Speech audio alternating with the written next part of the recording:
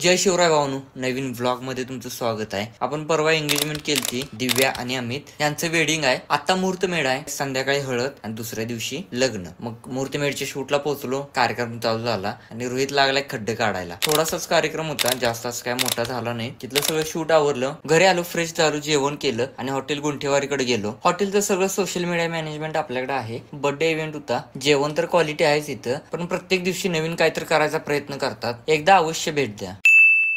रोहितच्या घराजवळ पोचलो, कार्यक्रम चालू झाला नव्हता तोपर्यंत त्या पोरांच्या संग चेष्टा करत बसलो.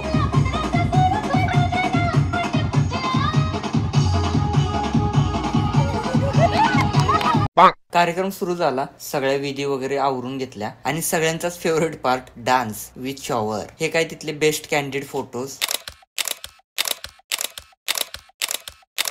रोहितचा दाखवायचा राहिला, लय मस्त आला.